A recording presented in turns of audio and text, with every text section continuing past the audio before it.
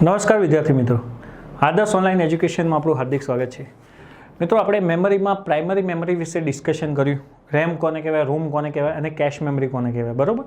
ત્રણેય વિશે આપણે ડિસ્કસ કર્યું. હવે આપણે સેકન્ડરી સ્ટોરેજ ડિસ્કસ કરવા જઈ રહ્યા છીએ. ઓકે, સેકન્ડરી સ્ટોરેજ, જેનું બીજું નામ છે નોન વોલેટાઇલ અથવા પરમેનન્ટ સ્ટોરેજ.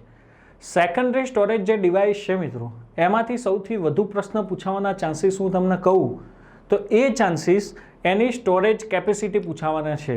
તમે લાસ્ટ ટાઈમની બિન સચિવામાં પ્રશ્ન જોઈ લો, સીડીની સ્ટોરેજ કેપેસિટી કેટલી હોય, ડીવીડીની કેટલી હોય. તો મિત્રો, આ જે સ્ટોરેજ કેપેસિટીના જે પ્રશ્નો પૂછાય છે તો એ આપણને દરેકે દરેક જેટલી પણ સ્ટોરેજ ડિવાઇસ છે એની સ્ટોરેજ કેપેસિટી આપણને ખબર હોવી જોઈએ.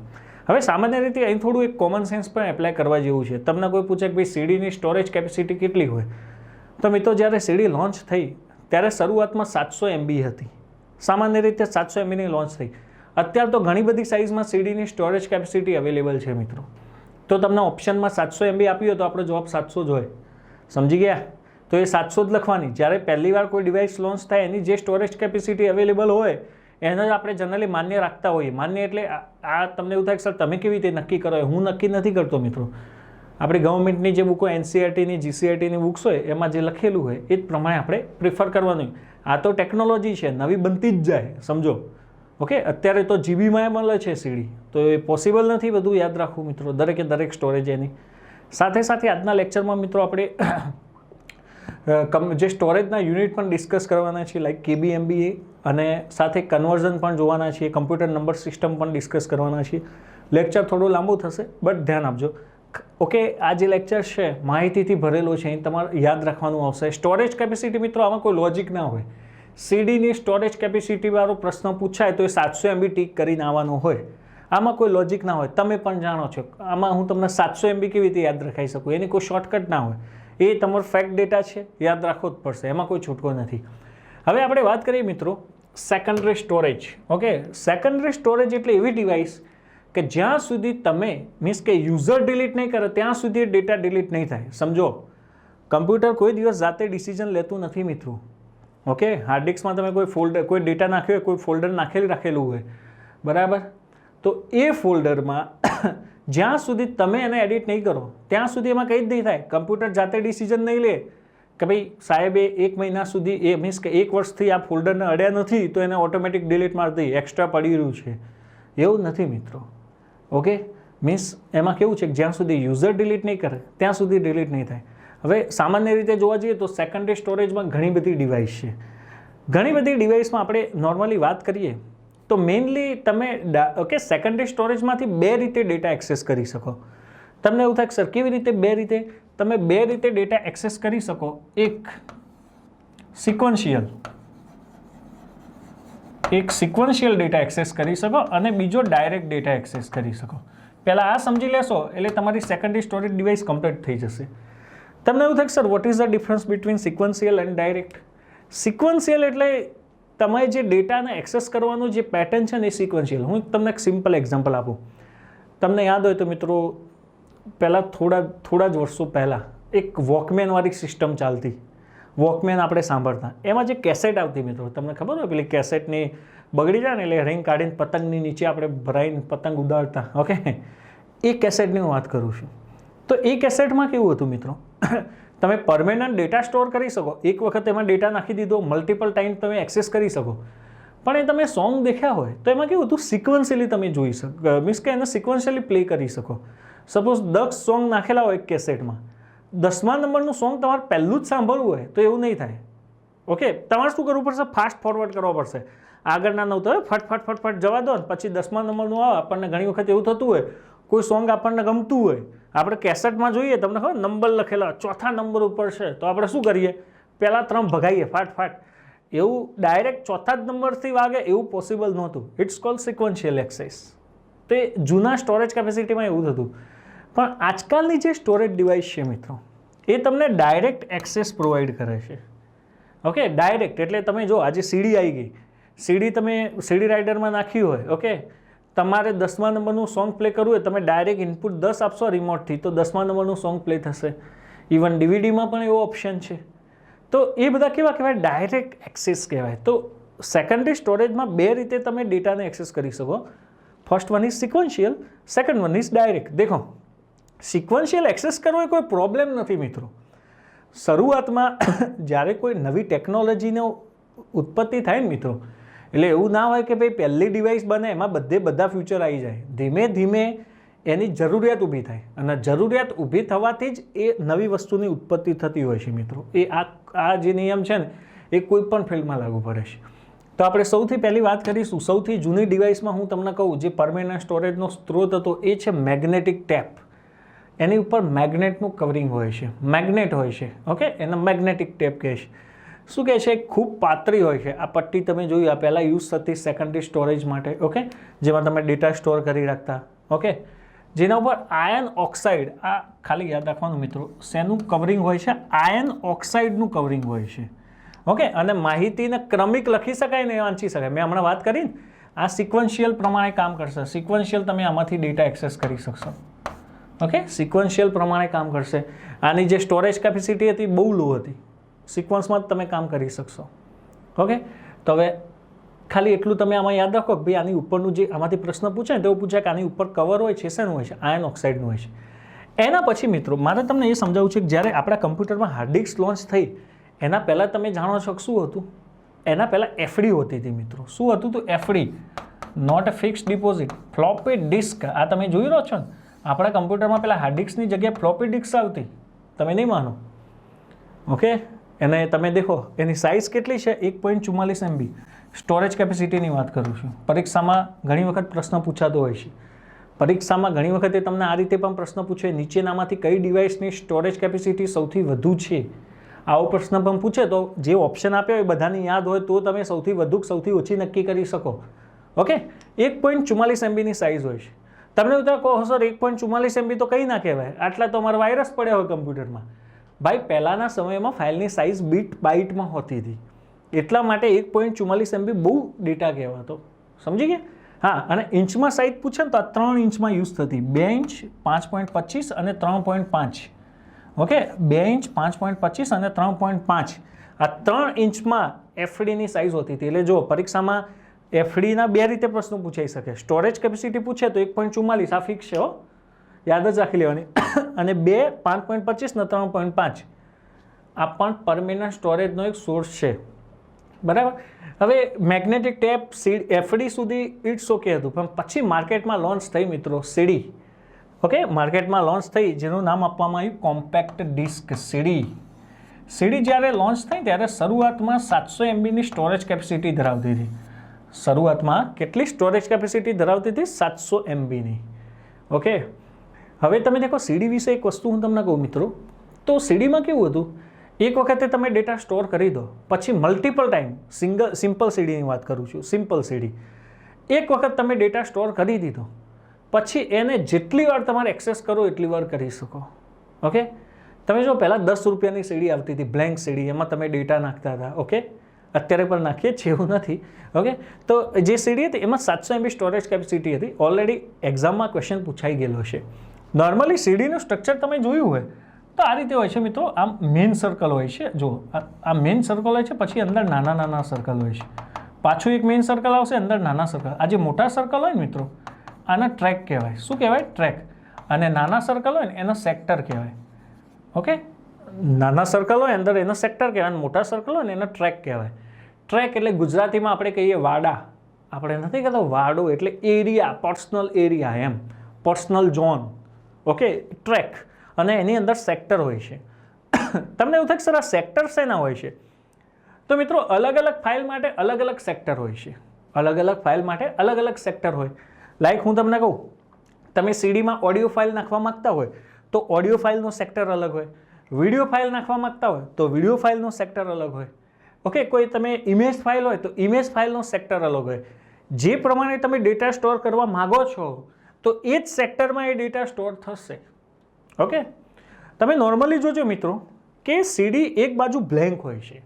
તમને એવો પ્રશ્ન થાય કે સર એક બાજુ બ્લેન્ક કેમ હોય છે? એનું કારણ શું હોય છે? તો એનું કારણ હોય છે મિત્રો કે સીડીમાં એક જ બાજુ તમે જોજો સેક્ટરના ટ્રેક હશે, બીજી બાજુ બ્લેન્ક હશે. એનું મિનિંગ એને પ્લે થવા જગ્યા તો જોઈએ ને મિત્રો. જો એની બંને સાઈડ ટ્રેક અને સેક્ટર હશે તો એ પ્લે કેવી રીતે કરી શકશો? હવે અહીંથી તમને કોમન સેન્સથી એક વસ્તુ ખબર પડી જવી જોઈએ કે ભાઈ આ સીડી જેવી કોઈ પણ ડિવાઇસ હોય, આઈધર ડીવીડી હોય કે સીડી હોય, ઓકે, સીડી કે ડીવીડી જેવી કોઈ પણ ડિવાઇસ હોય, જો એની સ્ટોરેજ કેપેસિટી વધારવી હોય તો તમારે ટ્રેક અને સેક્ટરની સંખ્યા વધારવી પડે. સાઇઝ મોટી ના કરાય. કેમ કે આફ્ટરઓલ ડેટા તો શેમાં સ્ટોર થવાનો છે? ટ્રેક અથવા સેક્ટરમાં જ સ્ટોર થવાનો છે. સમજો, સાઇઝ મોટી નહીં કરવાની. તમારે શું કરવાનું? ટ્રેક ઓર સેક્ટર મલ્ટીલેયર બનાવવાના, તો તમે એની સ્ટોરેજ કેપેસિટી વધારી શકો. ઓકે, સીડીના બીજું એક નામ આપવામાં આવ્યું છે મિત્રો. આ સીડીના બે પ્રકાર છે, એક સીડી રોમ અને એક આ રીરાઇટેબલ સીડી.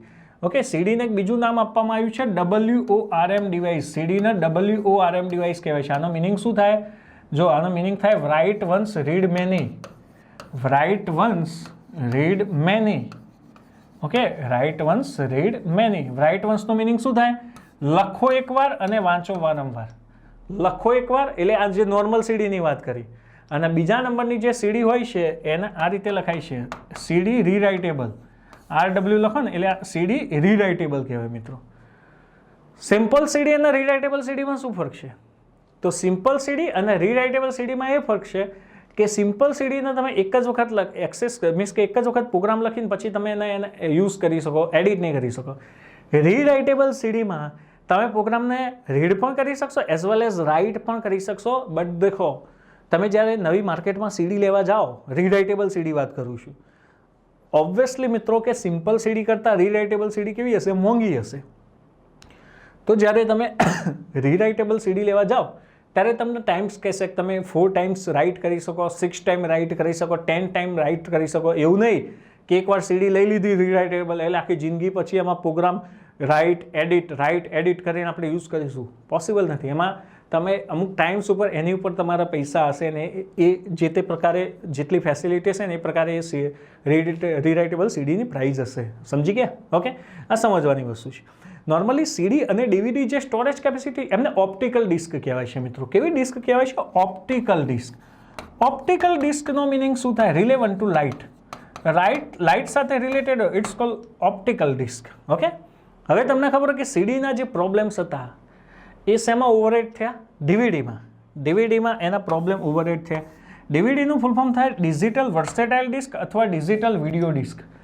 બંને એના ફૂલ ફોર્મ છે. ડિજિટલ વર્સેટાઇલ ડિસ્ક અથવા ડિજિટલ વિડીયો ડિસ્ક. ઓકે, ડીવીડીની સ્ટોરેજ કેપેસિટી જોવા જઈએ તો 4.7 GB હોય છે. કેટલી હોય છે? 4.7 GB. ઓકે, તમને એવું થાય કે સીડી કરતાં ડીવીડી કેમ વધારે સ્ટોરેજ કેપેસિટી ધરાવે છે? તો એનું કારણ એ છે, પહેલું તો એક તો ડિજિટલ છે, સાથે સાથે એમાં મલ્ટીલેયર સેક્ટર અને ટ્રેક હોય છે. સેક્ટર ઉપર સેક્ટર, ટ્રેક ઉપર ટ્રેક, મલ્ટીલેયર સેક્ટર અને ટ્રેક હોવાથી ડીવીડીની સ્ટોરેજ કેપેસિટી કમ્પેર ટુ સીડી કરતાં વધુ છે. આમાં કોઈ બીજો ડેટા યાદ રાખવાનો હોતો નથી. તમને આમાંથી 2 ક્વેશ્ચન પૂછી શકે. શું? એક તો ડીવીડીનું full form digital versatile disc or video disc, storage capacity 4.7 GB. યાદ કરો, એફડીની 1.44, સીડીની 700, ડીવીડીની 4.7 GB. જેમ સીડીમાં પ્રકાર હતા મિત્રો એમ ડીવીડીમાં પણ એના 2 પ્રકાર છે. ઓકે, ડીવીડી આર લખ્યો હોય ને એનો મિનિંગ શું સમજવાનું? ખાલી તમે એને રીડ કરી શકો, એકવાર પ્રોગ્રામ્સ નાખીને પછી એને એડિટ નહીં કરી શકો. RW હોય મિત્રો એનો મિનિંગ શું થાય? રીરાઇટ, લખાણ, પુનઃ લખાણ કરવા માટે યોગ્ય છે. માહિતી કોઈ પણ પ્રકારના નુકસાન વિના દૂર કરી શકાય છે અને સંખ્યાબંધ વખત રેકોર્ડ કરી શકાય છે. રીરાઇટેબલ ડીવીડી જેમ સીડીમાં હોય એમ ડીવીડીમાં પણ હોય છે એના ટાઈપ રીરાઇટેબલ. સમજી ગયા મિત્રો? ઓકે, હવે દેખો એના પછી માર્કેટમાં આવી મિત્રો બીડી બ્લુ રે ડિસ્ક. તમે ઘણીવાર પેલા પિક્ચરમાં જોયું બ્લુ રે પ્રિન્ટ એવું લખ્યું હોય છે. બીડી છે એ બહુ મોટા પ્રોગ્રામ્સ હોય. નોર્મલી હું તમને કહું, હાર્ડિક્સ છે મિત્રો, હાર્ડિક્સ 80 GB થી શરૂ થાય છે. જો તમે જોજો સામાન્ય હાર્ડિક્સ 80 GB. પહેલાં પેન ડ્રાઈવને બધા ઓપ્શન નહોતા મિત્રો. હાર્ડિક્સ 80 GB થી શરૂ થાય છે. તો હવે સપોઝ તમે એક સમજો કે ભાઈ કોઈ પ્રોગ્રામ્સ હોય અથવા કોઈ વિડીયો હોય અથવા કોઈ ડેટા હોય, તમારી જોડે 15 GBનો ડેટા હોય. હવે તમે સીડીની સ્ટોરેજ કેપેસિટી જુઓ મિત્રો કેટલી છે. સીડીની સ્ટોરેજ કેપેસિટી 700 છે, ડીવીડીની 4.7 GB છે. ચલો કોઈ વધારે 8 GB વાળી ડીવીડી પણ તમને મળી જાય. પણ હવે આવો 15 GB 20 GB જેવો ડેટા તમારે સ્ટોર કરવો હોય અને પહેલાંના ટાઈમમાં પેન ડ્રાઈવ નહોતા મિત્રો. આ તો પેન ડ્રાઈવને બધું પાછળ થઈ તો પછી માર્કેટમાં યુઝ થવા માંડી બીડી. ઓકે, બ્લુ રે ડિસ્ક. બ્લુ રે ડિસ્ક છે એ જ્યારે તમારે 25 થી 50 GB સુધીનો ડેટા કોઈ સ્ટોર કરવો હોય તો એના માટે યુઝ થાય છે બીડી. ઓકે, દેખો બ્લુ રે ડિસ્ક એસોસિએશન દ્વારા આ બનાવવામાં આવી છે. ઓપ્ટિકલ ડિસ્ક ફોર્મેટ છે, તમને ખબર નહીં પડે, તમે DVD અને બીડીમાં તમે કોઈ ફરક નહીં જોઈ શકો, બટ આ મલ્ટી લેયર ઓફ લેયરની સેક્ટર ટ્રેક આમાં હોય છે. ઓકે, તો આને 2 પ્રકારની બીડી હોય છે, સિંગલ લેયર અને double layer. Single layer 25 GB, double layer 50 GB. શું કહે છે, જો DVD કરતાં 5 ગણી સંગ્રહ ક્ષમતા આપે છે. એટલે 5 DVD લો કે 1 બીડી લો, કામ સરખું થાય તમારું. ઓકે, હવે 80 GB હાર્ડ ડિસ્ક લેવા જાઓ તો મોંઘી પડે. 50 GB નો તમારે ડેટા સ્ટોર કરવો હોય ને 80 GB ની હાર્ડ ડિસ્ક લો તો ડિફિકલ્ટ થાય ને. એના કરતાં તમે એક બીડીમાં ડેટા સ્ટોર કરી શકો 25-50 GBમાં. આ વસ્તુ સમજવાની છે. હવે અહીંથી તમને બનાવીને પ્રશ્ન પૂછે કે નીચેનામાંથી કઈ ડિવાઇસની સ્ટોરેજ કેપેસિટી સૌથી વધુ છે, આવો પ્રશ્ન બનાવીને પૂછે, FD, BD, CD અને DVD, તો આપણે જાણીએ છીએ FD 1.44 MB, CD 700 MB, DVD 4.7 GB અને BD 25-50. સિંગલ લેયર હોય તો 25-50, તો જવાબ આ આવે. પ્રશ્ન પૂછેલો છે એટલા માટે હું તમને કહું છું મિત્રો કે આવો પ્રશ્ન પૂછાઈ શકે. ઓકે, તો BD આ રીતે કામ કરતી. અત્યારે હું તમને કહું એક નવી ડિસ્ક ડેવલપ થાય છે, HD હોલો ડિસ્ક. હજુ આને માર્કેટ, હજુ તો આપણે BD સુધી નથી પહોંચી, HDમાં તો વાર લાગશે. હોલો ડિસ્ક એ એવું કહેવાય છે ઇન ટર્મ્સ ઓફ ટીવીમાં છે મિત્રો. આના જે ઓકે પર્ટિક્યુલર આની જે ફોર્મેટ હશે ને સેમ આના જેવું જ હશે, પણ એ ઇન ટર્મ્સ ઓફ ટીવીમાં છે. હજુ તો આપણે ત્યાં સુધી પહોંચ્યા નથી, હોલો ડિસ્ક. Okay, HD. એના પછી વાત કરું, દેખો સેકન્ડરી સ્ટોરેજમાં સૌથી સ્માર્ટ એક્ઝામ્પલ હોય તો એ છે hard disk. Okay, hard disk સૌથી ઇમ્પોર્ટન્ટ છે. હવે હું તમને કહું કે હાર્ડ ડિસ્ક કેમ મહત્વની ડિવાઇસ છે. તમે એમાં એક તો સૌથી વધુ સ્ટોરેજ કેપેસિટી કરી શકો. મેં તો હાર્ડ ડિસ્કની કોઈ સાઇઝ ફિક્સ નહોતી. એ જ્યારે લોન્ચ થઈ ત્યારે 80 GB, 100 GB, 125 ઘણા બધા વેરિયન્ટમાં અવેલેબલ હતી. અને અત્યારે તો તમે જાણો છો કે 512 GB, 1 TB કેટલા બધા વેરિયન્ટમાં હાર્ડ ડિસ્ક અવેલેબલ છે. હાર્ડ ડિસ્કમાં સૌથી મોટો ફાયદો શું છે મિત્રો, કે કમ્પ્યુટરના અંદર હોય છે. તમે જુઓ તો કમ્પ્યુટરના અંદર હોય છે, તો એની પર સૂર્યપ્રકાશ કે કોઈ ધૂળ રજકણોની એટલી બધી ઇફેક્ટ થતી હોતી નથી. ઓકે, એક વખત તમે ડેટા સ્ટોર કરી દીધો, જ્યાં સુધી યુઝર એને એડિટ નહીં કરે ત્યાં સુધી ડેટામાં કોઈ ચેન્જીસ આવશે નહીં. આપણે જ્યાં સુધી એને ફોર્મેટ નહીં કરીએ ત્યાં સુધી પરમેનન્ટ ડેટા સ્ટોર રહેશે. આજકાલ તો એક્સ્ટ્રા તમે દેખો હવે કેમ આપણે સાઇઝ વધુ જરૂર પડે છે. આજકાલ તમે કોઈ પણ ફોટો હોય કે મૂવી હોય કે વિડીયો હોય, એની સ્ટોરેજ જ એટલી વધી ગઈ છે મિત્રો કે એ સ્ટોરેજ માટે તમારે વધુ સ્ટોરેજ કેપેસિટીવાળા જ ઓકે સેકન્ડરી સ્ટોરેજ ડિવાઇસ જોઈશે. આજકાલ તમને ખબર માર્કેટમાં એક્સટર્નલ હાર્ડ ડિસ્ક પણ અવેલેબલ છે. Okay, 1 TB, 2 TB, 5 TB, 10 TB. જ્યાં સુધી અત્યારે તો મેં તો નોર્મલી તમે જો ફોનમાં પણ 64 GB, ઓકે 128 GB, 256 GB સુધી તો ફોનમાં સ્ટોરેજ કેપેસિટી અવેલેબલ હોય છે. કેમ કે હવે ફાઇલની સાઇઝ પણ એ લેવલની થઈ ગઈ. મેં તમને હમણાં જ વાત કરેલી કે એક ફોટો પણ નોર્મલી 100 થી 150 થી 200 MBનો સારો કેમેરો હોય તો એટલો ફોટો તમારો હોતો હોય છે મોબાઈલમાંથી. ઓકે, પ્રોફેશનલ કેમેરો હોય તો એમાં સાઇઝ બહુ વધી જતી હોય છે મિત્રો. તો બધું એ જ લખ્યું છે. જો મેગ્નેટિક એરિયામાં બધી માહિતી સ્ટોર કરે છે. વીજળીનો પ્રવાહ બંધ થાય તો આમાંથી ડેટા જશે નહીં. પરમેનન્ટ સ્ટોરેજ છે. Okay, hard disk floppy disk કરતાં વધુ ઝડપી છે. ઓબ્વિયસલી ડેટા ટ્રાન્સફર કરવા માટે બહારથી CPUમાં USB પોર્ટ દ્વારા એક્સટર્નલ હાર્ડ ડિસ્ક જોડી શકાય છે. તમે બહારથી માર્કેટમાંથી લેશો એક્સટર્નલ હાર્ડ ડિસ્ક તો USB પોર્ટ આવશે, તમે કનેક્ટ કરશો તેની સાથે તમે જોઈન્ટ કરી શકશો મિત્રો. ઓકે, અને એને યુઝ કરી શકશો. ઓકે, પછી વાત કરીએ મિત્રો પેન ડ્રાઈવ. પેન ડ્રાઈવ પણ તમે દેખો અત્યારે માર્કેટમાં અલગ અલગ ઘણી બધી સાઇઝની પેન ડ્રાઈવ અવેલેબલ છે. પેન ડ્રાઈવને USB ડિવાઇસ કહેવાય છે. કેવી ડિવાઇસ કહેવાય છે? USB, યુનિવર્સલ સિરિયલ બસ. દેખો ખાલી એકલી પેન ડ્રાઈવ જ નથી, USB ડિવાઇસનું નામ નથી મિત્રો, USB પોર્ટનું નામ છે. જે ડિવાઇસ USB પોર્ટને સપોર્ટ કરે ને બધી ડિવાઇસને USB ડિવાઇસ કહેવાય. ઓકે, એટલે એવું ના હોય કે ભાઈ પેન ડ્રાઈવ જ છે. કીબોર્ડે આવે USB કીબોર્ડ, USB માઉસ પણ આવે. સમજી ગયા તમે? ઓકે, જે ડિવાઇસ USB પોર્ટને સપોર્ટ કરે ને બધી ડિવાઇસને USB ડિવાઇસ કહેવાય, યુનિવર્સલ સિરિયલ બસ.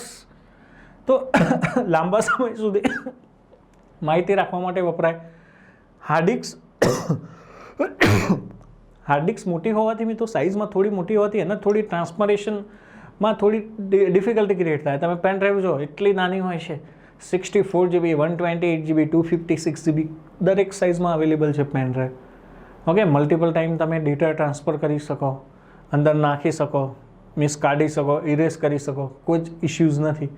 ઓકે, અને એની તમે દેખો જે એમ કહી શકાય કે જે ડ્યુરેશન હોય છે એ પણ બહુ લાંબો હોય છે. બહુ રેર કેસમાં કોઈ તકલીફ થાય તો જ તમારી પેન ડ્રાઈવ બ્લોક થઈ જાય, અધરવાઇઝ તમે એનો એકદમ ઇઝીલી એક્સેસ કરી શકો છો.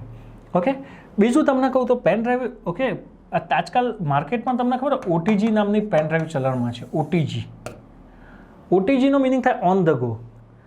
તમને એવું થાય કે સર નોર્મલ પેન ડ્રાઈવ અને OTGમાં શું ફરક છે? નોર્મલ પેન ડ્રાઈવમાં એક જ સ્લોટ હોય. તમે જો આ કમ્પ્યુટરનો સ્લોટ છે, OTG કેબલ જેવું હોય, એમાં બે સ્લોટ હોય, એક કમ્પ્યુટરનો હોય અને બીજો મોબાઈલનો પણ સ્લોટ હોય છે મિત્રો, બંને બાજુથી કનેક્ટ થાય. બીજું પેન ડ્રાઈવ છે ને એ ફ્લેશ મેમરીનું એક્ઝામ્પલ છે. સેકન્ડરી સ્ટોરેજમાં તમે છેલ્લું એક્ઝામ્પલ કહી શકો ફ્લેશ મેમરી. ફ્લેશ મેમરીના નોર્મલી બે એક્ઝામ્પલ છે. First one is pen drive and second one is memory card. પહેલાં એ સમજો કે ફ્લેશ મેમરી કોને કહેવાય. તો ફ્લેશ મેમરી એટલે એવી મેમરી, સમજો મિત્રો, ફ્લેશ મેમરી એટલે એવી મેમરી જે પરમેનન્ટ સ્ટોરેજ હોય અને ફટાફટ ફોર્મેટ થાય. પરમેનન્ટ સ્ટોરેજ હોય અને ફટાફટ ફોર્મેટ થાય. જો હાર્ડ ડિસ્ક પણ પરમેનન્ટ સ્ટોરેજ છે, ફટાફટ ફોર્મેટ નહીં થાય, એને તમારે ખબર બુટિંગથી તમારે એને ફોર્મેટ કરવી પડે. પેન ડ્રાઈવમાં અવેલેબલ હોય, રાઇટ ક્લિક કરીને ક્વિક ફોર્મેટ તમે કરી શકો. એઝ મેમરી કાર્ડમાં પણ એવું છે, પરમેનન્ટ સ્ટોરેજ છે, ફટાફટ ફોર્મેટ થાય. તો ફ્લેશ મેમરીના એક્ઝામ્પલ છે. ફ્લેશ મેમરી એટલે પરમેનન્ટ સ્ટોરેજ હોય, ફટાફટ ફોર્મેટ થાય, ઇટ્સ કોલ્ડ ફ્લેશ મેમરી. તો પેન ડ્રાઈવ અને memory card both are example of flash memory. સમજી ગયા મિત્રો? સેકન્ડરી સ્ટોરેજ મેં તમને કીધું ને ખાલી એક્ઝામ્પલવાળું છે, તમારે સ્ટોરેજ કેપેસિટી યાદ રાખવાની છે. તો આપણને સ્ટોરેજ કેપેસિટી બધાની ખબર પડી ગઈ મિત્રો. હવે આપણે વાત કરીશું યુનિટની. નોર્મલી કેવું હોય મિત્રો, તમે જ્યારે ડેટા સ્ટોર કરો ત્યારે સ્ટોર કરવા માટે કયા યુનિટ હોય, યુનિટ ખબર હોવી જોઈએ ને. તમને એવું થાય સર યુનિટ ના ખબર હોય શું થાય? યુનિટ ના ખબર હોય તો સ્ટોરેજ જ ના ખબર પડે. કેવી રીતે? માર્કેટમાં આપણે કંઈક વસ્તુ લેવા ગયા, સપોઝ ગોળ લેવા ગયા આપણે. હવે તમે દુકાનવાળાને કીધું ગોળ આપો, તો દુકાનવાળો પહેલો પ્રશ્ન શું પૂછશે? કેટલો આપું? તમે કહો ગોળ આપો તો એ કન્ફ્યુઝ થશે ને, ભાઈ 500 આપું, કિલો આપું, 2 કિલો આપું, 5 કિલો આપું. તો એ જે કેજી છે, કિલો, 500 એ બધા શું છે? યુનિટ છે. એ મેમરીમાં પણ તમે ડેટા સ્ટોર કરો તો એ ડેટા કેટલો સ્ટોર કરો, MB કરો, GB કરો, TB કરો, KB કરો, તો કેવી રીતે ડેટા સ્ટોર કરો? તો હવે જે જોઈશું મિત્રો એ આપણા મેમરી યુનિટ હશે. ઓકે, મેમરી યુનિટ હશે, જેને કહેવાય છે મેમરી સ્ટ્રક્ચર. હવે દેખો મિત્રો, મેમરી સ્ટ્રક્ચરની વાત કરું તો તમે બધા જ જાણો છો. જો આપણું કમ્પ્યુટર છે એ કઈ લેંગ્વેજ અન્ડરસ્ટેન્ડ કરી શકે છે? આપણું કમ્પ્યુટર છે ને એ બાઇનરી લેંગ્વેજ અન્ડરસ્ટેન્ડ કરી શકે છે. કઈ લેંગ્વેજ અન્ડરસ્ટેન્ડ કરી શકે છે? Binary language. અને બાઇનરી લેંગ્વેજનું સ્પેસિફિકેશન શું છે? બાઇનરી લેંગ્વેજનું સ્પેસિફિકેશન એ છે કે એને ડિનોટ કરવા ખાલી બે જ નંબરનો યુઝ થાય, 0 અને 1. એને ડિનોટ કરવા બે જ નંબરનો યુઝ થાય, 0 અને 1. અહીં 0નો મિનિંગ થાય ડેટા ટ્રાન્સમિશન ઓફ અને 1નો મિનિંગ થાય ડેટા ટ્રાન્સમિશન ઓન. 0નો મિનિંગ શું થાય? ડેટા ટ્રાન્સમિશન ઓફ અને 1નો મિનિંગ શું થાય? Data transmission on. ઓકે, બીજું કહું કે યુનિટ ઘણા બધા છે. હવે આમાંથી યુનિટમાંથી બે પ્રકારના પ્રશ્નો પૂછે છે. એક તો તમને કેવા પ્રશ્નો પૂછે? તમને પ્રશ્ન પૂછે કે આ બધા યુનિટ આપી દીધા, bit, nibble, bits, bytes, KB, MB, GB, TB, અને પૂછ્યું કે ભાઈ આમના ચડતા ઉતરતા ક્રમમાં ગોઠવો. તો તમને એ પણ ખબર હોવી જોઈએ.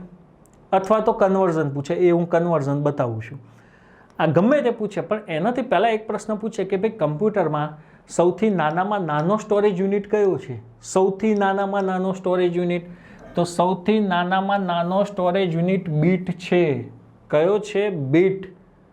સમજો મિત્રો. ઓકે, સૌથી નાનામાં નાનો સ્ટોરેજ યુનિટ કયો છે? બીટ છે. ઓકે, હવે બીટ અને બાઇટમાં પણ આપણને ખબર પડવી જોઈએ. જો હું તમને કહું કે આ રીતે લખ્યું હોય, સમજજો, 1 kbps તમે આ જોતા હો છો અને 1 kbps આ બંને અલગ અલગ છે મિત્રો. ઓકે, 1 kbps 1 KB વાંચવામાં ભલે સેમ વંચાતા, આ જે ઉપરનું છે ને કિલો બીટ પર સેકન્ડ વંચાય મિત્રો. શું છે? કિલો બીટ પર સેકન્ડ. અને નીચે કિલો બાઇટ પર સેકન્ડ વંચાય. એટલું યાદ રાખવાનું, મોટો બી, કેપિટલ બી હોય, મોટો બી એટલે મોટો યુનિટ, અને નાનો બી એટલે નાનો યુનિટ. બીટ નાનો કહેવાય, બાઇટ મોટો કહેવાય. આ ખબર હોવી જોઈએ. જોકે એ તો પાછળ પેલી ઇન્ટરનેટની સ્પીડને બધું આવશે એટલે એમાં આપણે ચર્ચાઓ કરીશું મિત્રો. 1 kbps કિલો બાઇટ પર સેકન્ડ ને કિલો બીટ પર સેકન્ડ, ઓબ્વિયસલી આ સ્પીડ વધુ હોય. ઓકે, તો બીટ બાઇટ અહીંથી નક્કી થાય. તો મેં તમને કીધું કે સૌથી નાનામાં નાનો સ્ટોરેજ યુનિટ બીટ છે, સૌથી નાનો કીધું છે. હવે કેવું થયું, એકવાર એક ભાઈ આર્ગ્યુમેન્ટ કરતો હતો, કેવી, તો કે સર બીટ નથી, સૌથી નાનો કેબી છે.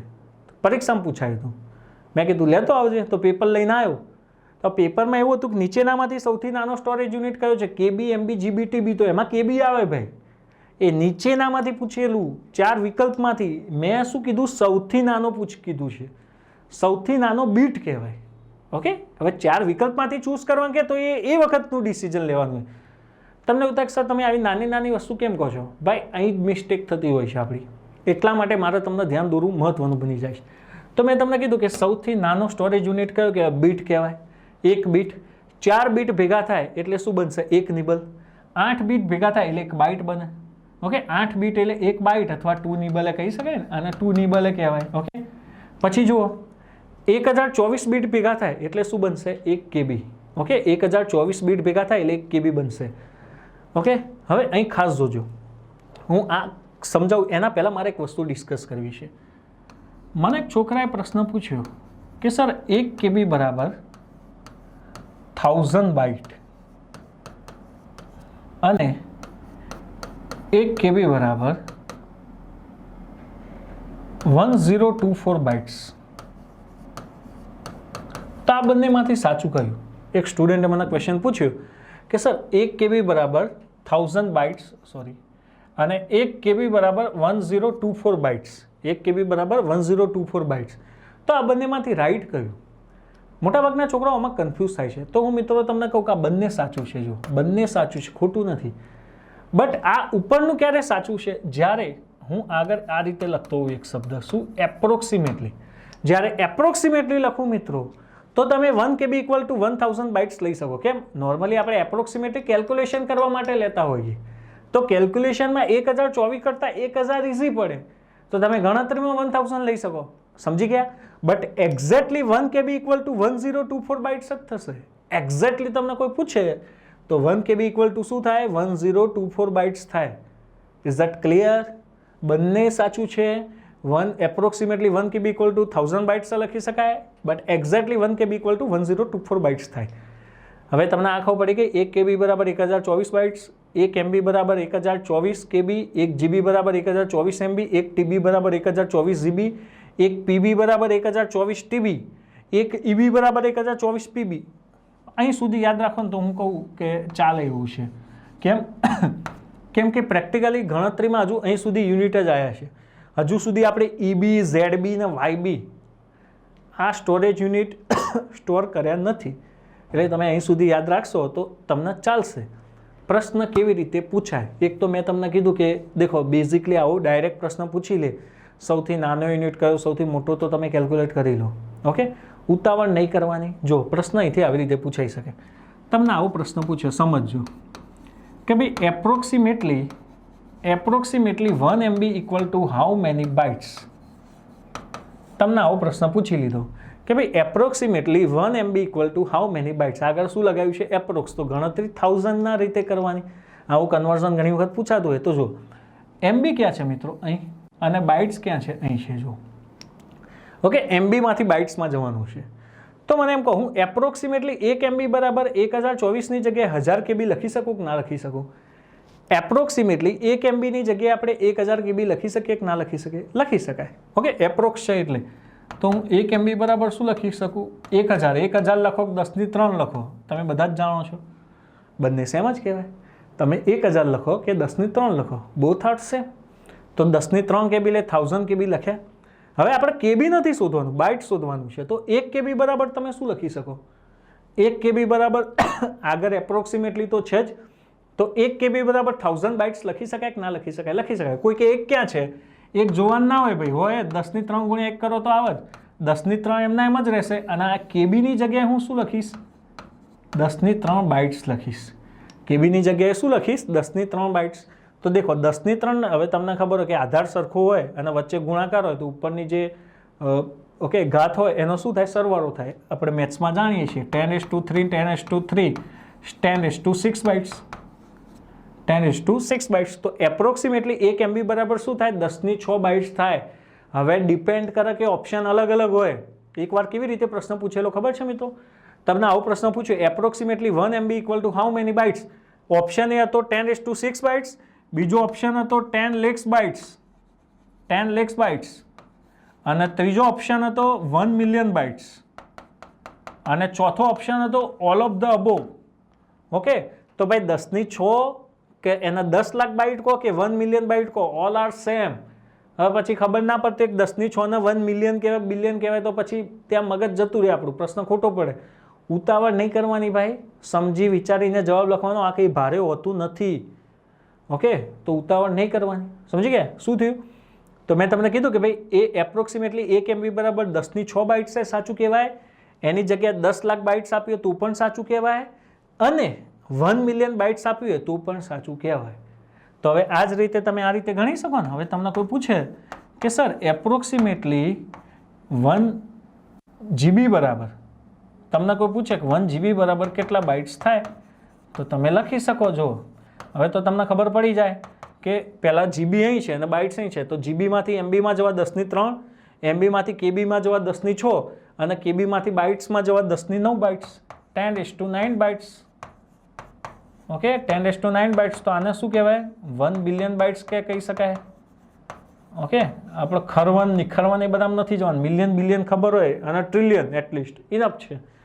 અને જો આવો પ્રશ્ન પૂછે મિત્રો કે approximately 1 TB equal to how many bytes, તો TB બરાબર પૂછે તો 10⁻12 બાઇટ્સ થાય. કેવી રીતે થાય 10⁻12 બાઇટ્સ? જો TBમાંથી GBમાં જાઓ 10⁻3, GBમાંથી MBમાં જાઓ 10⁶, MBમાંથી KBમાં જાઓ 10⁹, KBમાંથી બાઇટ્સમાં જાઓ 10⁻12. તો approximately 1 TB equal to 10⁻12 bytes. તો આને શું કહેવાય? 1 trillion બાઇટ્સ કહેવાય. આને શું કહેવાય? 1 trillion બાઇટ્સ. સમજી ગયા? ઓકે, તો આમાંથી આ રીતના પ્રશ્નો પૂછી શકાય. ઇધર તમને કન્વર્ઝન પૂછે, અથવા તો મેં તમને કીધું શું પૂછી શકે મિત્રો, તો સૌથી મોટો યુનિટ, સૌથી નાનો યુનિટ, આવા ક્વેશ્ચન પૂછી શકે. Is that clear? ઓકે, આ એટલો બહુ સેન્સિટિવ પોઈન્ટ નથી, પણ એકાદ બે ક્વેશ્ચન પૂછાતો અહીંથી આવો પ્રશ્ન પૂછે કે નીચેનામાંથી કયો બાઇનરી નંબર નથી, તો 0 અને 1 સિવાયના કોઈ પણ નંબર હોય ને બાઇનરી ના હોય. યાદ રાખજો, 0 અને 1 જ જે નંબરમાં સમાવેશ થતો, ઓનલી 0 and 1, 2, 3 એ કોઈ બાઇનરી નંબર નથી. ઓકે, સમજી ગયા મિત્રો? હવે આમ તો પહેલો પોઈન્ટ અલગથી જ લેત, પણ મિત્રો એક નાનો જ પોઈન્ટ છે એટલે આપણે આની જોડે ડિસ્કસ કરી લઈશું. ઓકે, પોઈન્ટનું નામ છે number system, computer number system. જેમ તમે મેથ્સમાં નંબર સિસ્ટમ આવે છે મિત્રો, એમ કમ્પ્યુટરમાં પણ નંબર સિસ્ટમ આવે છે. કમ્પ્યુટરમાં 4 પ્રકારની નંબર સિસ્ટમ હોય છે. કેટલા પ્રકારની હોય છે મિત્રો? 4. એમાંથી બાઇનરી આપણને ખબર છે, એક બાઇનરી નંબર સિસ્ટમ હોય છે. ઓકે, જેને દ્વિઅંકી કહેવાય, ગુજરાતીમાં દ્વિઅંકી, અહીં દ્વિસંગી લખ્યું છે. ઓકે, પછી ઓક્ટલ હોય છે, દશાંશ જેને આપણે ડેસિમલ કહીએ છીએ, અને નંબર 4 હોય છે hexadecimal. Binary number, octal number, decimal અને હેક્સાડેસિમલ. હવે દેખો મિત્રો, સૌથી પહેલાં તો આપણે સમજીએ કે કમ્પ્યુટરમાં નંબર સિસ્ટમ સમજવી કેમ જરૂરી છે. જો તમે કમ્પ્યુટરમાં નંબર સિસ્ટમ ના સમજો તો તમને જે ઇનપુટ આપો એમાં તમને કન્ફ્યુઝન થાય. લાઈક કેવી રીતે? જો હું તમને એમ કહું મિત્રો કે 1 1 1 આ મેં શું લખ્યું, તો ઘણા આને 111 વાંચશે. 111 કહેવાય મિત્રો. ઘણા આને એવું વાંચશે 1 1 1. સમજ્યા? તમને કેમ કન્ફ્યુઝન થાય છે? આપણને એટલા માટે કન્ફ્યુઝન થાય છે, આપણને આનો બેઝ ખબર નથી. જો હું આ રીતે લખી દઉં કે ભાઈ બાઇનરી, અહીં 2 બેઝ છે, તો આ શું થઈ ગયું? બાઇનરી થઈ ગયું.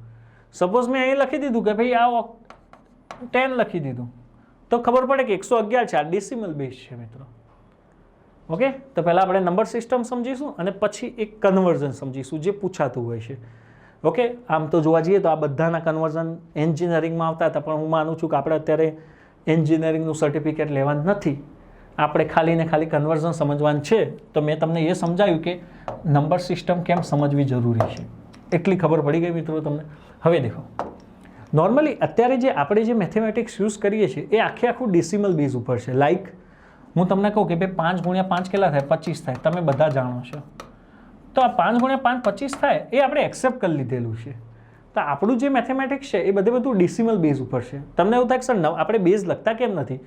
બધું ડેસિમલમાં હોય તો લખવાની જરૂરત નથી ને. આ 5નો એ બેઝ ડેસિમલ હોય, આ 5નો એ ડેસિમલ બેઝ હોય, આ 25નો એ ડેસિમલ બેઝ હોય. એટલે આપણે જે મેથેમેટિક્સ કરી છે ને ડેસિમલ બેઝ ઉપર છે, સમજી ગયા? જો એનો બેઝ ચેન્જ થાય તો તમારો જવાબ પણ ચેન્જ થઈ જાય. આટલી વસ્તુ ખબર હોવી જોઈએ. હવે 4 નંબર સિસ્ટમની હું વાત કરું છું. પહેલી છે બાઇનરી નંબર. ઓકે, નોર્મલી મેં તમને કીધું કે ભાઈ બાઇનરી નંબર સિસ્ટમમાં નંબર કેટલા હોય? 0 થી 1. એટલે ટોટલ નંબર કેટલા થયા? 2 થયા. 0 થી 1 એટલે 0 અને બીજું 1. તો આનો બેઝ કેટલો થયો? 2. બાઇનરીનો બેઝ કેટલો હોય? 2 હોય. બીજા નંબરની જે નંબર સિસ્ટમ છે ઓક્ટલ નંબર સિસ્ટમ. ઓક્ટલ નંબરમાં નંબર 0 થી 7 હોય છે. ક્યાં હોય છે? 0 થી 7. એટલે ટોટલ કેટલા નંબર થયા મિત્રો? 8 નંબર થયા. આનો બેઝ કેટલો હશે? 8 હશે. ઓકે. થર્ડ નંબર છે ડેસિમલ. ડેસિમલનો મિનિંગ થાય 0 થી 9. 0 થી 9. તો આનો બેઝ કેટલો હોય છે? આનો બેઝ હોય છે 10 મિત્રો. ટોટલ 10 થયા. અને હેક્સાડેસિમલ નંબર સિસ્ટમ. હવે હેક્સાડેસિમલમાં શું હોય? 0 થી 9 નંબર હોય છે, A થી F, જેને આપણે 10 to 15 કહીએ છીએ. તો ટોટલ 0 to 15 એટલે બેઝ કેટલો થયો? 16 થયો.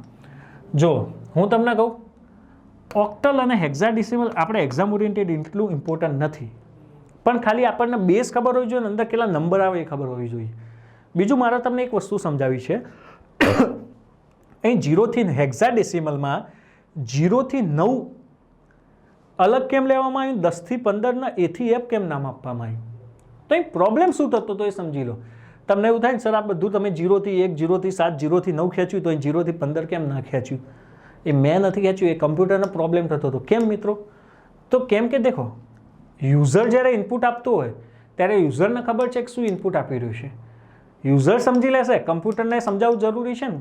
જો 0 થી 9 નંબર તમે જ્યારે કમ્પ્યુટરમાં દબાવતા હતા ને ત્યાં સુધી કમ્પ્યુટર એકદમ ઇઝીલી સમજી લેતું હતું. પણ પ્રોબ્લેમ શું થતો? જ્યારે તમે કોઈ 2 ડિજિટમાં ઇનપુટ આપો, 2 ડિજિટ એટલે 10 થી 15ની વાત છે. સપોઝ તમે 11 કમ્પ્યુટરને ઇનપુટ આપો તો તમને તો ખબર છે કે તમે 11 આપી રહ્યા છો, પણ કમ્પ્યુટર શું કરતું? આ એકનું એ બાઇનરી અલગ કરી નાખતું ને આ એકનું એ બાઇનરી અલગ કરી નાખતું. કમ્પ્યુટર એને બીજો કોઈ નંબર સમજતું. સમજી ગયા હું શું કહેવા માંગુ છું? એટલે કમ્પ્યુટરને કન્ફ્યુઝન ના થાય એટલા માટે જેટલા પણ 2 નંબરના ડિજિટ છે 15 સુધી એને A થી F નામ આપવામાં આવ્યું. કહેવાનો મિનિંગ, તમે જો કમ્પ્યુટરમાં હેક્સાડેસિમલ નંબર સિસ્ટમ યુઝ કરી રહ્યા હોય અને જો તમારે 12 એન્ટર કરાવવું હોય તો 10 A માટે હોય, 11 B માટે હોય, તો 12 C. તમે C નાખશો એટલે કમ્પ્યુટર સમજી જશે કે તમે હેક્સાડેસિમલમાં 12 નંબર એન્ટર કરવા માંગી રહ્યા છો. સમજી ગયા? આનો કોઈ મીન્સ કે જરૂર નથી. પરીક્ષામાં તમને આનું કોઈ કારણ નથી પૂછતા મિત્રો, પણ તમને ખબર હોવી જોઈએ. ઓકે, કે પ્રશ્ન કેવી રીતે સોલ્વ થાય ખબર હોવી જોઈએ ખાલી તમને. ઓકે, તો આપણને પરીક્ષામાં જે પ્રશ્ન પૂછે છે ને એ જો બાઇનરીથી ડેસિમલ અથવા તો ડેસિમલથી બાઇનરી આ કન્વર્ઝન પૂછે છે.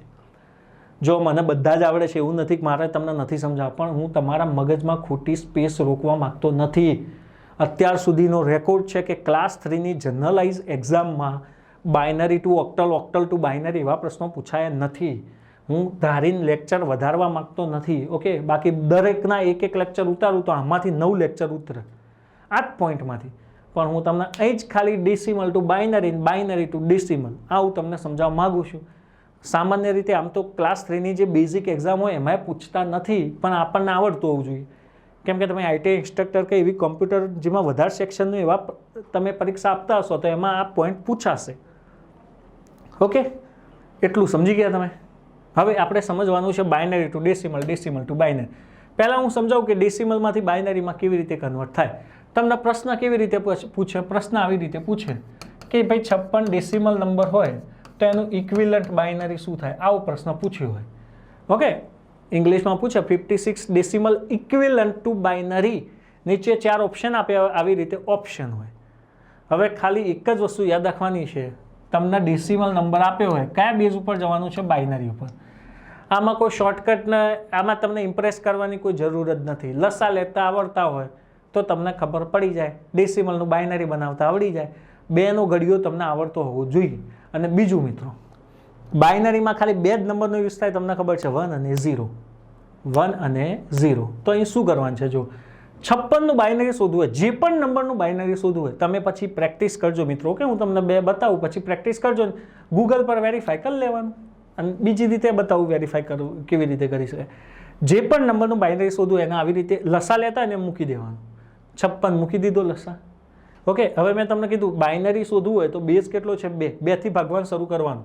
તો જો હું 56 ને 2 વડે ભાગું, આ બાજુ ભાગવાના, 56 ને 2 વડે ભાગ્યા તો જવાબ શું આવ્યો 28 આવ્યો. શેષ કેટલી વધી 0. જવાબ શું આવ્યો 28, શેષ કેટલી વધી 0.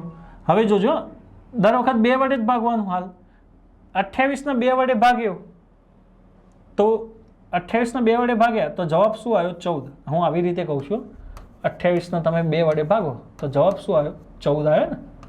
14 28, શેષ કેટલી આવી 0.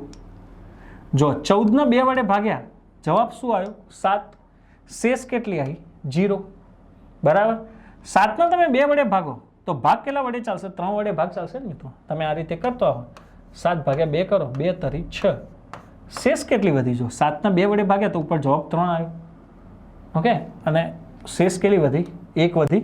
તો મેં આ બાજુ શેષ વધી, રાઈટ હેન્ડ સાઈડ તમે શેષ લખો છો, આ બાજુ 2 વડે ભાગો છો. હવે ફરીથી તમે 3 ના 2 વડે ભાગો તો આ રીતે થાય મિત્રો.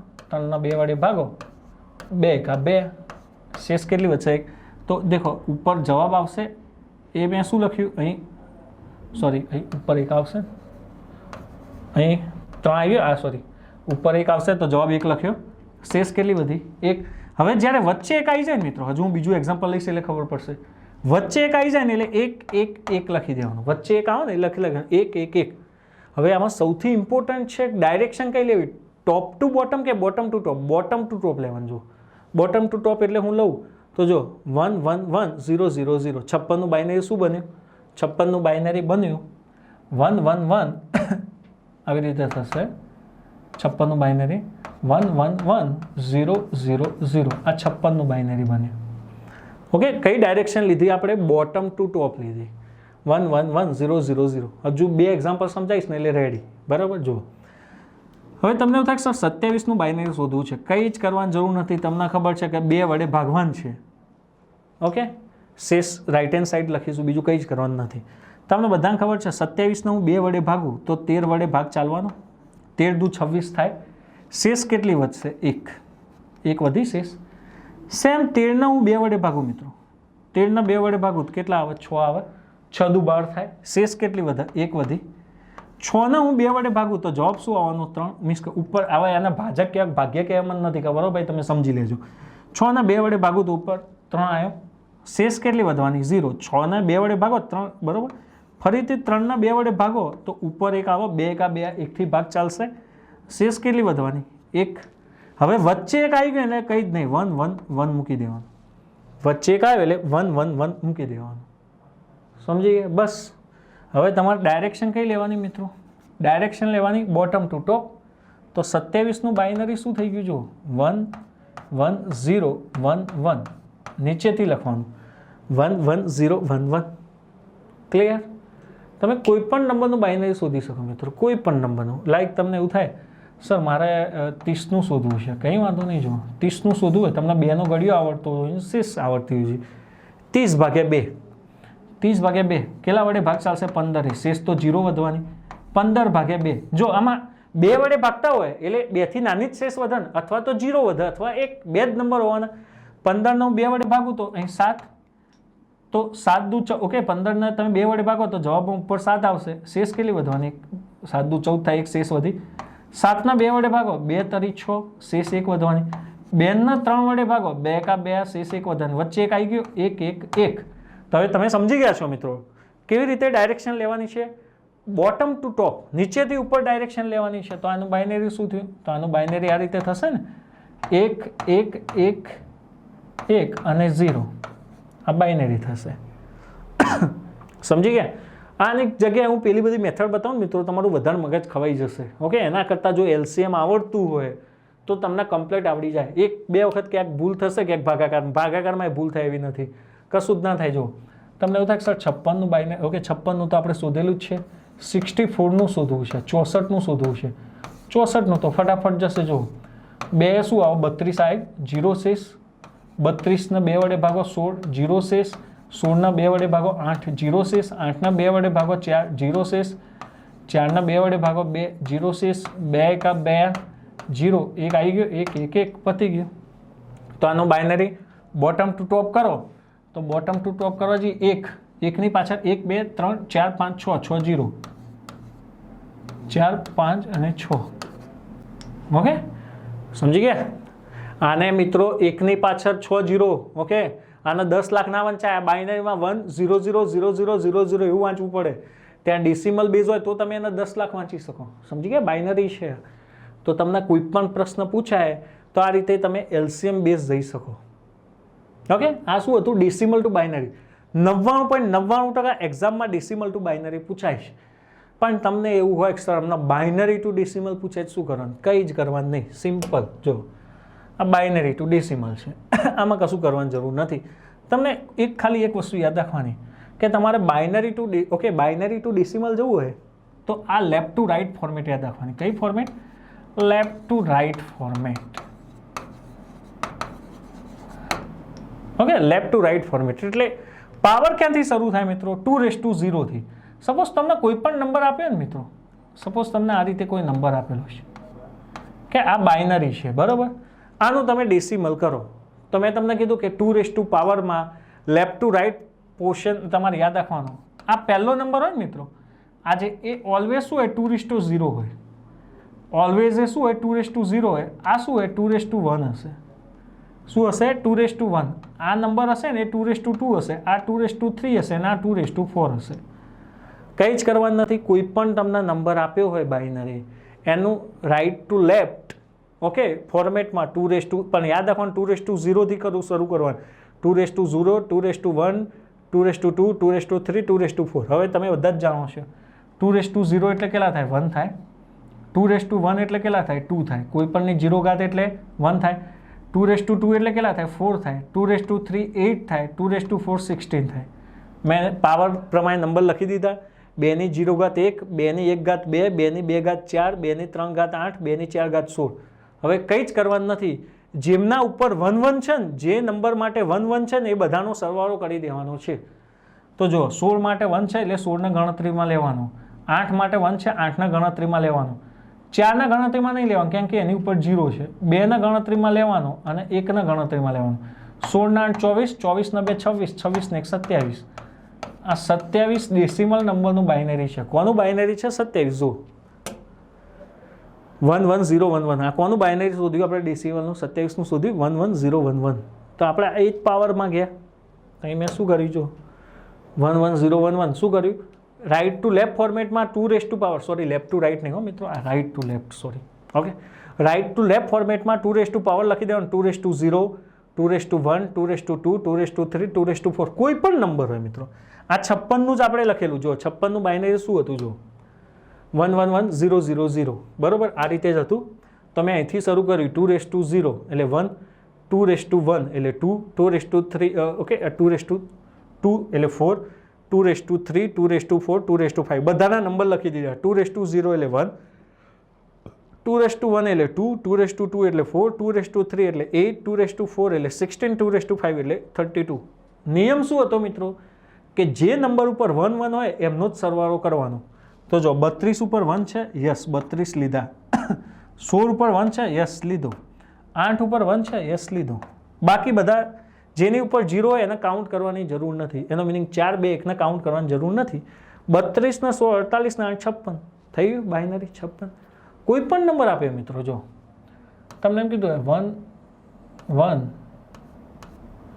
1 0 1 0 આ રીતે આપ્યું હવે તમને આનું કીધું કે ભાઈ આનું તમે ડેસિમલ નંબર શોધો તો હું શું કરીશ પહેલાં આ મૂકી દઈશ 2:0 શરૂઆત ખાલી 2:0 થી કરવાની રાઇટ ટુ લેફ્ટ 2:1 2:2 2:3 2:4 2:5 2:0 એટલે 1 થાય 2:1 એટલે 2 2:2 એટલે 4 2:3 એટલે 8 4 એટલે 16 અને 2:5 એટલે 32 મેં વેલ્યુ લખી દીધી બરાબર હવે જેમની ઉપર 1 1 આવતા અને બધા ગણતરીમાં લેવાના જો 32ની ઉપર 1 આવે છે એટલે 32ને હું ગણતરીમાં લઈશ પ્લસ 16ની ઉપર 1 આવે છે 16ને પણ ગણતરીમાં લઈશ પ્લસ 8ની ઉપર 1 આવે છે તો 8ને હું ગણતરીમાં લઈશ ઓકે પછી જો 4ની ઉપર 0 આવે છે એના ગણતરીમાં નહીં લઉં 2ની ઉપર 1 આવે છે 2 ને લઈશ 1ની ઉપર 0 આવે છે એના ગણતરીમાં નહીં લઈ તો 32 ને 16 48 ને 8 56 56 ને 2 58 58નું બાઇનરી થયું કયું 1 1 1010 ઓકે 58નું બાઇનરી થયું.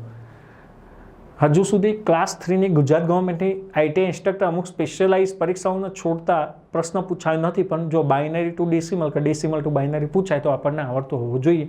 તમે થોડી પ્રેક્ટિસ કરી લેશો, આવડશે. ના આવડે તો મને મેસેજ મોકલજો, હું તમને શીખવાડી દઈશ. બરાબર, ડિફિકલ્ટ નથી મિત્રો, એટલું કહેવાનો મિનિંગ સમજાઈ જાય એવું છે. હવે જો હું તમને binary to octal, octal to binary, એવા ગેટના ને બધા યુઝ તમને સમજવા પડે. પહેલાં તો બેઝ કેવી રીતે બને, નંબર્સ કેવી રીતે, એ બધું સમજવું પડે. બાકી પછી શું તમારું ગોખવાન થાય. આ વસ્તુ કેવી છે, તમે 10થમાં કે 11થમાં કમ્પ્યુટર સબ્જેક્ટ રાખ્યો હશે તો પણ સમજવાનું આવ્યું હશે. એના બેઝિક છે. ઓકે, ગ્રેજ્યુએટ નોર્મલી જે થયા હોય, ઓકે, ભલે કમ્પ્યુટર ડિસિપ્લિનમાં ના થયો, આ ક્યાંક ના ક્યાંક આવ્યું હોય, એટલા માટે તમે આ સમજી શકો. ઓક્ટલ, હેક્ઝાડેસિમલ ને બધું પેટર્ન સમજવા માટે તમારે થોડું ડેપ્થમાં જવું જરૂરી છે. એટલું આપણા માટે ઇમ્પોર્ટન્સ નથી મિત્રો. ઓકે, તો આ જે પોઈન્ટ્સ હતો, આ પોઈન્ટ્સને આપણે અહીં સુધી રાખીશું. ઓકે, નવા જ પોઈન્ટ સાથે આપણે નવા લેક્ચરમાં મળીશું મિત્રો.